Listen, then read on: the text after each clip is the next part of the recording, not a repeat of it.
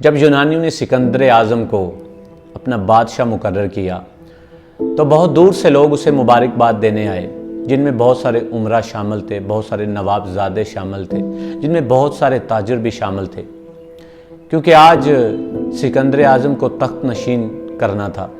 تو یہ ایک روایت ہے کہ اکثر جب بادشاہ کو مقرر کیا جاتا ہے تو بہت سارے لوگ اسے مبارکباد دینے کے لیے آتے ہیں، لیکن سکندر اعظم کے ساتھ ایک قصبہ تھا جہاں پہ ایک دیو جانس کا آدمی تھا، سوائے اس کے پورے کا پورا گاؤں سکندر اعظم کو مبارکباد دینے کے لیے گیا تھا۔ ایک آدمی نے کہا کہ سر، ہمارے گاؤں میں سوائے دیو جانس کے سب آپ کو مبارکباد دینے کے لیے آئے ہیں۔ تو سکندر اعظم خاموش رہا اور کہا کہ ایک دن ضرور دیو جان سے میں ملاقات کروں گا۔ اچانک وہ اپنے ساتھیوں کے ساتھ شکار کھیل رہا تھا تو اس قصبے سے گزرا اور اس کی نظر ایک غار پہ پڑی اور غار کے باہر ایک آدمی لیٹا ہوا تھا۔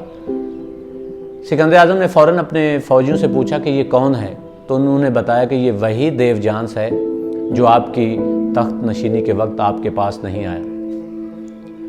سکندر اعظم اس دیو جانس کے پاس گیا۔ دیو جانس نے سکندر اعظم کی طرف جب دیکھا تو بڑے پیار بھرے لہجے میں سکندر اعظم نے کہا کہ دیو جانس بتاؤ، میں آپ کے لیے کیا کر سکتا ہوں؟ دیو جانس نے دھیمے سے لہجے میں کہا کہ فی الحال آپ دھوپ کے آگے سے ہٹ جائیے۔ سکندر یہ سن کے بہت حیران ہوا۔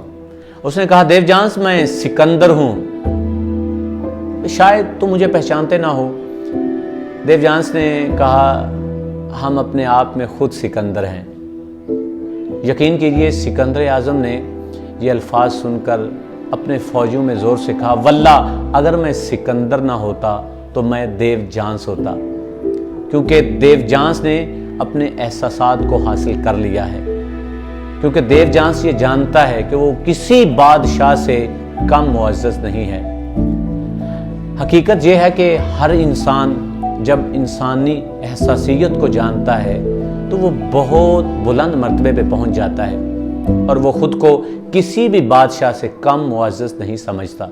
لیکن آج کے اس دور میں آپ بہت سے بزدل نوجوانوں کو یہ الفاظ کہتے ہوئے سنیں گے کہ میں بہت ڈرتا ہوں، میں بہت حقیر ہوں، میں بہت غریب ہوں، یہ کام مجھ سے نہیں ہو سکتا، یہ کام تو بہت بڑا ہے، اس کام کے لیے تو بہت سارا تجربہ چاہیے، اس کام کے لیے تو بہت ساری محنت چاہیے، اس کام کو کرنے کے لیے بہت سارا ٹائم چاہیے۔ اور وہ یہ سمجھتے ہیں کہ شاید خدا نے انہیں پست فطرت پیدا کیا ہے، شاید خدا نے ان کی تقدیر کو اچھا نہیں بنایا، شاید خدا نے اس کی قسمت کو اچھا نہیں بنایا، شاید وہ یہ سمجھتے رہتے ہیں کہ ہمیں بلند مقام پر جانے کے لیے نہیں بنایا گیا۔ حالانکہ سچ تو یہ ہے کہ خدا نے انسانوں کو فرشتوں سے زیادہ مقدس بنایا ہے، دیوتاؤں سے زیادہ طاقت دی ہے، اور خدا یہ چاہتا ہے کہ انسان بلند مرتبے پہ جائے، اور زندگی کا مقصد بھی یہی ہے کہ انسان بہتر سے بہتر کام کرے اور انسانی فلاح بہبود کے لیے کام کرے۔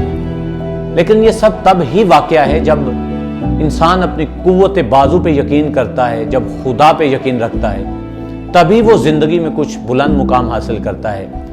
یقین جانیے، کہتے ہیں کہ اگر اژدہا اپنا پھن پھیلائے کھڑا ہو، اگر بڑے سے بڑا درندہ بھی اپنا منہ کھول کے کھڑا ہو آپ کے رستے میں، اور آپ کو قوت بازو پہ یقین ہو، آپ کو خدا پہ یقین ہو، تو آپ اپنی منزل پہ پہنچ جاتے ہیں۔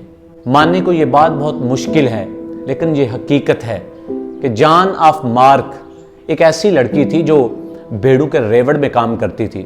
جب فرانس کی جنگ کسی بہت بڑی آرمی سے ہوئی نا، تو اس لڑکی نے کہا تھا کہ اگر آپ کو اس مشکل سے نکال سکتی ہوں تو وہ میں ہی ہوں، اور ایسا ہی ہوا۔ جان آف مارک کی لیڈرشپ میں فرانس کی فوجوں نے فتح حاصل کی تھی۔ اور یہ سب کیسے ممکن ہوا؟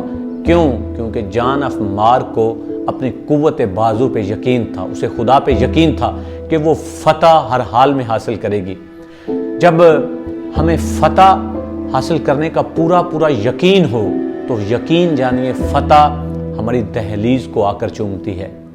دوسرا، جب کولمبس نے امریکہ کو دریافت کیا، جب وہ اپنے رستے پہ جانا چاہتا تھا تو بہت سے لوگوں نے اسے منع کیا۔ اٹلی اور اسپین کے مدبروں نے، تاجروں نے اس کا ساتھ دینے سے انکار کر دیا۔ بڑے سے بڑے لوگوں نے کہا کہ آپ اس کام کو مت کریں، لیکن کولمبس نے کسی کی بات کو نہیں سنا تھا۔